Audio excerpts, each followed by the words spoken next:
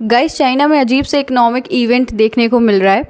जिस प्रकार आपने हमेशा इंडिया में सुना होगा कि इन्फ्लेशन बहुत ज़्यादा है, मतलब महंगाई बहुत ज़्यादा है, और यही चीज़ आप दुनिया भर में सुनते हो। अभी के लिए इंडिया में तो फिर भी इन्फ्लेशन कंट्रोल में है। लगभग 5% के आसपास ही इन्फ्लेशन इंडिया में देखने को मिल रही है, जबकि यूरोपियन कंट्रीज़ जैसे ब्रिटेन, जर्मनी, इनमें तो इन्फ्लेशन रेट लगभग 8 से 10% तक पहुँच गया है। हालांकि आपकी जानकारी के लिए बता दूं कि इन्फ्लेशन मतलब महंगाई बहुत ज़रूरी होती है किसी भी कंट्री की अर्थव्यवस्था के लिए, लेकिन जब इन्फ्लेशन रेट एक सीमा से ज़्यादा या फिर एक सीमा से कम हो जाता है तो उस कंट्री की इकोनॉमी बहुत प्रॉब्लम में आ जाती है। जैसे इंडिया में आरबीआई कहता है कि 4 से 6% इन्फ्लेशन इकोनॉमी के लिए ठीक है, बट इससे ज़्यादा इन्फ्लेशन या फिर इससे कम कंट्री के लिए ख़तरनाक हो सकता है। अब जानते हैं कि इन्फ्लेशन होता क्या है, तो अपन इसे एक एग्जाम्पल से समझते हैं। जैसे मान लीजिए कि आज इंडिया में कोई चीज़ 100 रुपये की मिल रही है, तो अब जस्ट 1 साल बाद अगर ये चीज़ हमें 105 रुपये की मिल रही है, इसका मतलब इन्फ्लेशन रेट इंडिया में 5% है।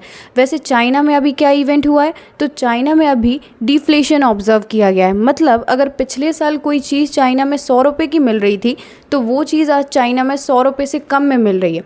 अगर 98 में मिल रही है या 98 में मिल रही है तो इसका 2% डिफ्लेशन, और अगर 97 में मिल रही है तो इसका मतलब 3% डिफ्लेशन। अब इसके अलावा दोस्तों इकोनॉमी में तीसरा टर्म भी होता है डिसइन्फ्लेशन। आप इसको भी एक एग्जाम्पल से समझ लो।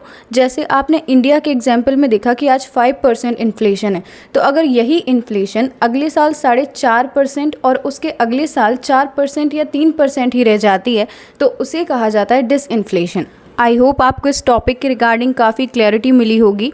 आप हमें सपोर्ट करने के लिए इस वीडियो को लाइक एंड चैनल को सब्सक्राइब करने के साथ साथ इस वीडियो को ज़्यादा से ज़्यादा लोगों तक शेयर ज़रूर कीजिएगा। अपन मिलेंगे अगले वीडियो में। आप अपना ध्यान रखिएगा। Bye bye, take care.